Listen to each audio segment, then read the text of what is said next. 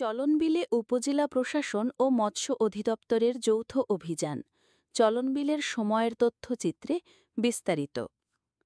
বর্ষা নামতেই প্রাণ ফিরে পায় চলনবিল। জলমগ্ন হয় বিস্তীর্ণ মাঠঘাট, নদী-নালা আর বিল।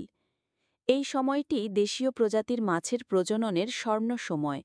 কিন্তু ঠিক এই সময় সক্রিয় হয়ে ওঠে এক অসাধু চক্র, যারা নিষিদ্ধ চায়না দুয়ারি জাল ব্যবহার করে নির্বিচারে শিকার করছে দেশীয় মাছের পোনা ও ছোট মাছ।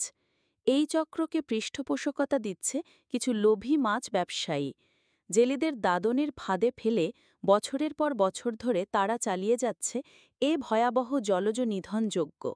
ফলে ধ্বংস হচ্ছে চলনবিলের প্রাকৃতিক ঐতিহ্য, ক্ষতিগ্রস্ত হচ্ছে প্রকৃত জেলে ও মৎস্যনির্ভর পরিবার, লুপ্ত হচ্ছে জীববৈচিত্র্য। এই অবস্থার অবসানে এগিয়ে এসেছে চাটমোহর উপজেলা প্রশাসন ও মৎস্য অধিদপ্তর।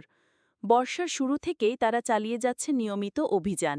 ৩১ জুলাই বৃহস্পতিবার দুপুর ২:৩০ থেকে রাত ৮টা পর্যন্ত চাটমোহরের হান্ডিয়াল ইউনিয়নের ভাঙা ব্রিজ সংলগ্ন নলুয়া, নলডাঙ্গা, নবীন ও চর নবীন বিল এবং ছাইকোলা ইউনিয়নের জিয়ালগাড়ি জোলা বিলে পরিচালিত হয় ভ্রাম্যমাণ আদালত।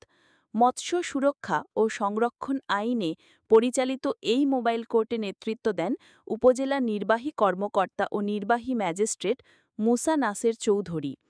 অভিযানে ছিলেন চাটমোহর উপজেলা সিনিয়র মৎস্য কর্মকর্তা আব্দুল মতিন, উপজেলা ডেভেলপমেন্ট ফ্যাসিলিটেটর সুদেব কুমার সিংহ এবং মৎস্য অধিদপ্তরের অন্যান্য কর্মকর্তা কর্মীচারীরা। অভিযানে ধরা পড়ে প্রায় ১৩০টি নিষিদ্ধ চায়না দুয়ারি জাল, যার বাজার মূল্য প্রায় ৫ লক্ষ টাকা। এই জালগুলো জনসম্মুখে আগুনে পুড়িয়ে ধ্বংস করা হয়। এছাড়াও জালে আটকে পড়া ছোট মাছ ও জলজ প্রাণীকে মুক্ত করে বিল ও জলাশয় অবমুক্ত করা হয়। পরিবেশপ্রেমী সচেতন মহল ও প্রকৃত জেলেরা এই উদ্যোগের জন্য চাটমোহর উপজেলা প্রশাসনকে জানাচ্ছেন অকুণ্ঠ সাধুবাদ। তারা চাইছেন চায়না দুয়ারি জালের উৎপাদন ও বিক্রয় স্থায়ীভাবে বন্ধে সরকার নিক আরও কঠোর ব্যবস্থা। চলনবিল বাঁচাতে, দেশীয় মাছ রক্ষায় সচেতন হই, পাশে থাকি। চলনবিলের সময়, সময়ের প্রতিচ্ছবি।